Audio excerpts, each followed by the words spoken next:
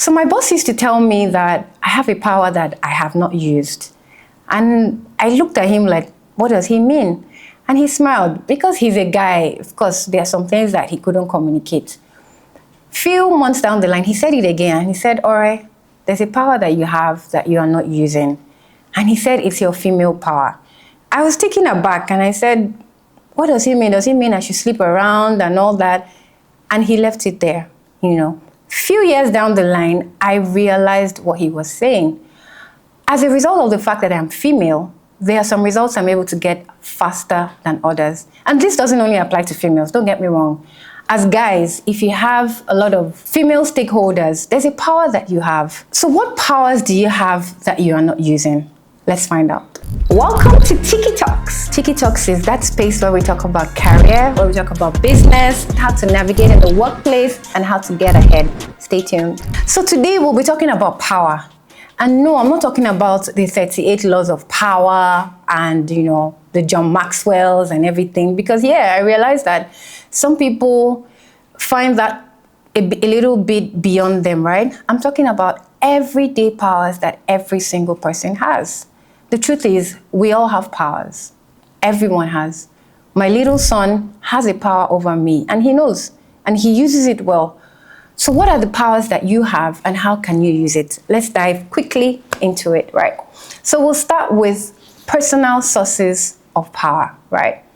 And of course, we're going to focus on the organization. The first source of power is your role. Believe it or not, whatever role you hold has a power. Have you guys ever met a gate man or a security man, and you're wondering, because they gave this guy small power that they gave you, you're already doing like that? Yeah, he's wielding his power. He knows his power and he uses it. A policeman, a LASMA official, a government official, they all know their powers and they use it. So what role are you? If you are a driver, a house help, a nanny, there is a certain power in your role, believe it or not. Now, I need to make a distinction. The fact that there are people that are perverting their powers and using it for something that is wrong doesn't mean it can't be used in the right way. The fact that there is a perversion of its use does not mean it shouldn't be used at all. Rather, it should be used in the right way to get what you want at the end of the day, right? There's a certain guy in my office. He sits at the front desk, right? And he knows his power. Everybody passes through him. Everybody that has to get into the organization. And the organization has given him that power to say, for everyone that walks in here, you need to filter them out. You have the power to restrict entrance for people you feel are not worthy to get into this office. That's his power, right? So whatever role you are the entry level, you are the graduate trainee, you are the manager, you are the CEO. Every single person has their power. And it irks me when I see people at top positions not even using their power. We hear things like, we've read so many leadership books that says, positional power is the least form of power because you are in this position, you're wielding your power. Agreed, it's the least form of power, but it's a power regardless. It's a power, the position that you hold. No other person holds that position. Even if you're 5 that are customer service representative, even if you're 10 that are customer service representative, there is a power that certain position holds. I remember there was a time when, after I had left a particular role, and then I was talking to someone, and the person mentioned that, Ore, whenever you enter our office, because that was not we have different sites in our office. So I used to go to this site about once a month and all that. And he was like, Ore, whenever you enter, from the gate, they were saying, Ore is here, Ore is here, Ore is. And I was looking at him in amazement. I never knew I had that power. And I was wishing, I found myself wishing to go back to that position and that power that I had. I was just doing my job, basically. And I was just trying to, get my results and everything. But left to them, because of the office that I held at that point in time, they held me in a certain regard. So once I got in, they had to respect me. They had to, accord me a certain level of honor, which I was totally oblivious to. The funny thing was, it was after I left that role that I heard all sorts. I heard people coming to me, oh, you did this, you did that, you helped us with this, you were very bold, you were very courageous, and blah, blah, blah. I admire that role, I want to be in this role, I want to be in this position is very influential, and all that. And I was totally oblivious to that. And caveat, it's not only for positions that are high up there, like I said, it's also entry level and all that. You are doing a particular task that nobody else does, right? So if the MD needs information about something, they have to come and meet you. If your boss needs information about something. Now, that doesn't mean that, oh, when they come to ask you, you get proud and, oh, it's only me you can get it from and all that. But hold your position with a certain level of confidence. I'm doing something that is critical in this organization, right? And guess what? It's how you carry yourself, how you carry your office. That's how people treat you, no matter what position you are. Don't let people treat you like you don't matter. Don't allow that. Because ask them, I am doing this particular role, I'm doing this particular task, I'm doing this particular job. Nobody else is doing it. So if you want to get this thing done, you have to go through me. So you must be confident in that power of your role and what you're doing. Of course, we all hope to grow. We all aspire to, move to higher levels and all that. But where you are, understand the power that you have and use it to your advantage. The second thing, the second personal source of power is communication. Have you met effective communicators? Oh yes, I've met them. Have you met people that all they have is talk, like chat, and they are all mouth and no game. But guess what? They are respected in what they're doing, right? I used to get angry. I got angry at, a couple of people because I was like, aren't you people seeing through them? Aren't you seeing that they all have mouth and there's no action and all that? But it didn't matter. The fact that they were good communicators, the fact that they were charismatic, the fact that they could pass across a message in a certain way, that was all they needed at that point in time. So that communication skill was a source of power for them. There's this guy that I really, really, really admired. He gets into a room and he's like, okay, the whole room is all charged up when he starts talking because of his charisma. There was this other guy. Until he left the organization, I didn't know that he was managing a dying business. He was managing a brand that was on the way out. That brand was dead. But if you see this guy, as he gets into the office, as he gets into the presentation rather. So in fact, let me give a bit of context. So we used to have like presentations every month. All the brands will come and present, right? And of course, we'll start with the top brands. They would all present the state of their business, their plans and all that. You can imagine 10 different brands presenting in one day, and his brand was usually the last. So by the time we get to the last one, the energy has waned, people are sleeping, people are tired, and like, okay, just say what you want, let's get out of here. But this guy comes into the room and he's in your face. The guy is like, oh, hi, I'm here to present, this beautiful plan. So, and he magnifies, that's what it means to magnify your office. He magnifies his office and he's like, oh, we're doing this activation, we have this plan, we're going to grow. And he's talking about wild things. The brand didn't even have money. When the bigger brands were talking, they talk about, how they're going to sponsor people to travel and everything. This guy is talking about giving maybe one little animal or one little toy, but the way he talks about it, with so much confidence, with so much enthusiasm, everybody wakes up when he's presenting. And that was the power that he had, such that the rest of us didn't even know that this business was dying. But because he could communicate effectively, he was able to hold his own. He was able to have that power and will that power and command that respect in his person, all because of his effective communication. The third personal source of power is your relationship. What relationships do you have? Who are the people that you know, right? You might think that, oh, the people that you know, they cannot help you or blah, blah, blah. Then maybe you need to invest in more relationships. Maybe you need to consciously build relationships with people around. And hey, a lot of people go for, okay, let me go and build relationship with influential people. Let me go and tell them, hi, my name is this and all that. But sometimes the people around you, the regular people around you, are the ones that open doors through the influential people. So imagine you meet a celebrity, right? And you go for a show and you see the celebrity and you go up to meet him and say, oh, hi, I loved your show, I loved your speech, and blah, blah, blah. And the guy probably meets 100 different people that way, right? So imagine if you have a friend that introduces you to this celebrity instead, right? And the friend says, oh, meet Ore. You know, Ore is my friend, and Ore has a show called Tiki Talks, and, you know, and all that, right?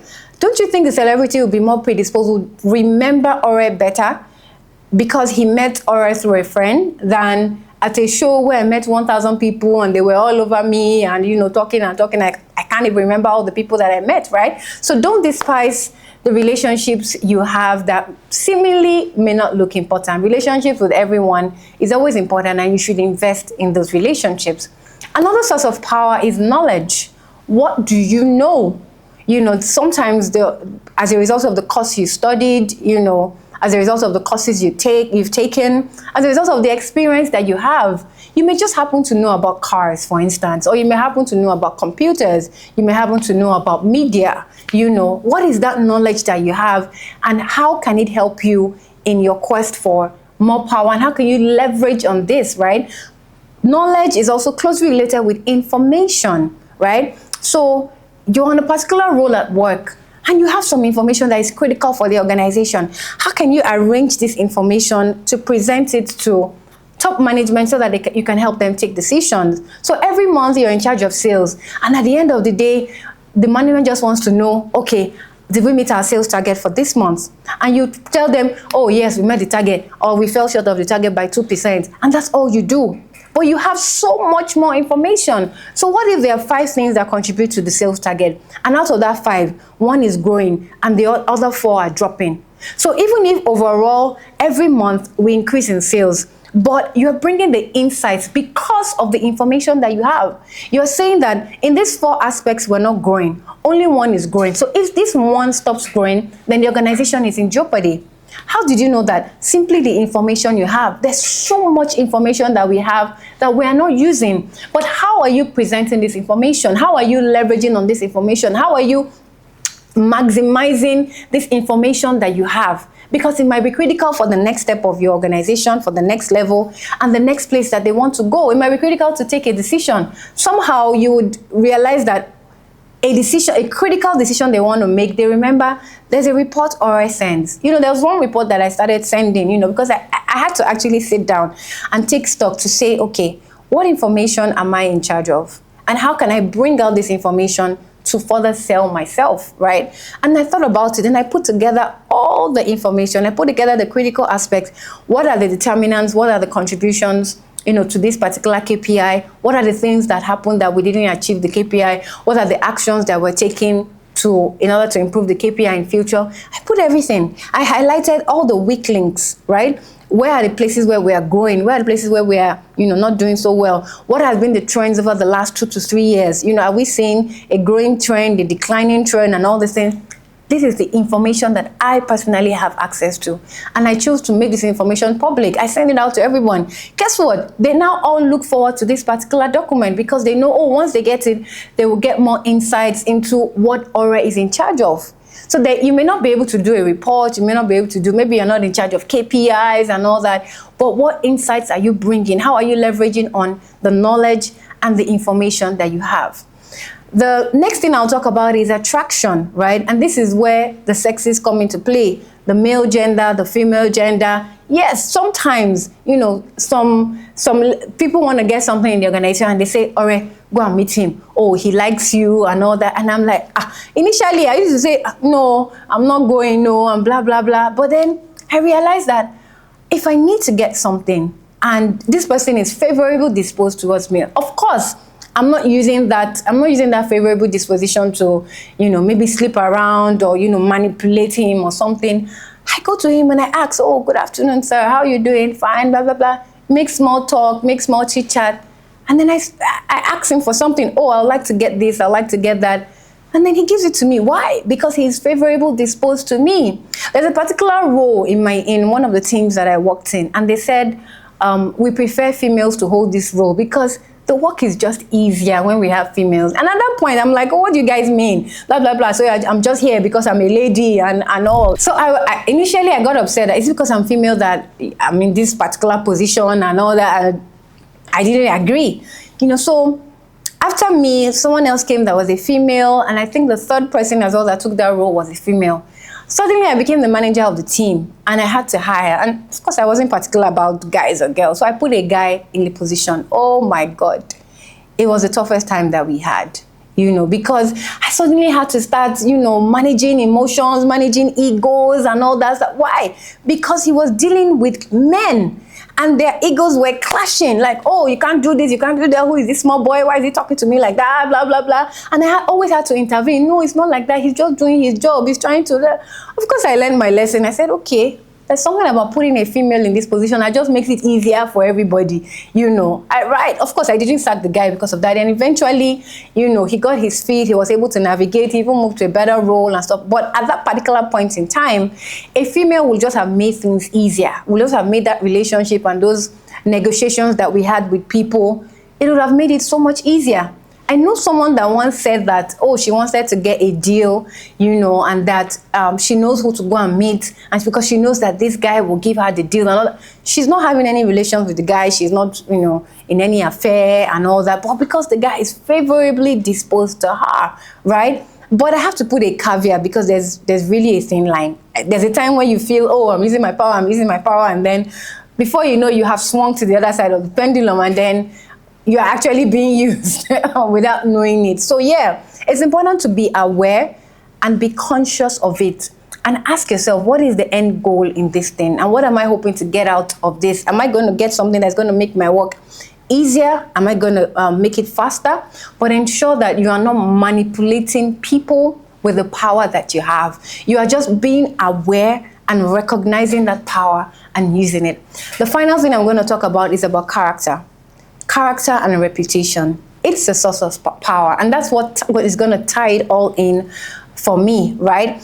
At the end of the day, who do people know you to be? Do they know you to be a person of integrity? Do they know you to be a person of the person that is honest? Do they know you to be a person that is reputable, right? Or do they know you to always cut corners, and all? I know there's a particular vendor that we used to use, and then I realized that every time I compared this vendor's quote with another vendor's quote, his own was almost always double, right? And they're offering exactly the same thing, and I asked him, and he was like, oh, that's how the market is. So